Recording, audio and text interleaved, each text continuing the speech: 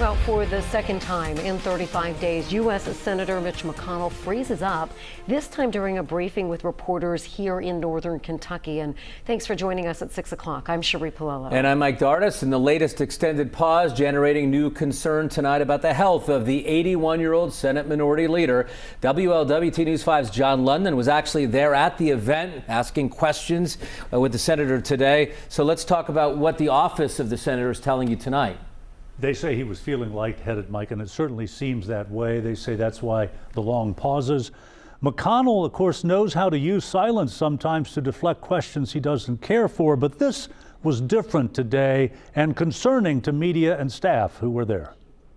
This was Senator McConnell after the first question from media today.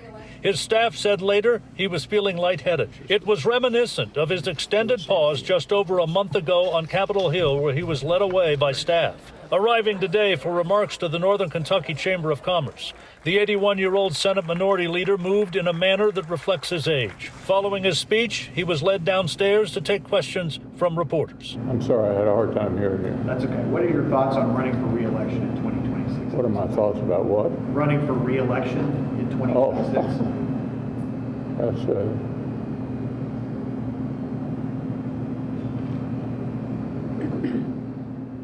Did you hear the question, Senator? Running for re-election in 2026? yes.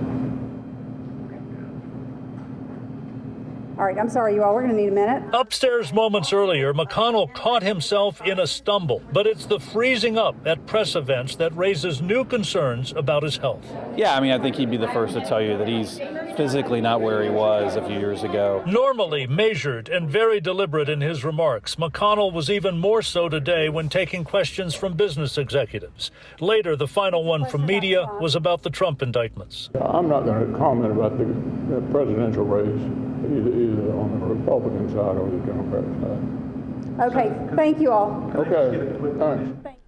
Now, McConnell looked the way his staff later described, sort of lightheaded, and we're told that although he's feeling fine now, he intends to consult a doctor before he goes to his next And event. obviously not the only politician that we've been concerned about with some of these episodes, maybe not quite like the one at the news conference today. But before he froze up for 30 seconds today, John, you were at the event. We did see the stumble, but how was he for the most part before Well, that? he delivered a 20-minute speech, and you know he was on his feet quite a bit today with that address.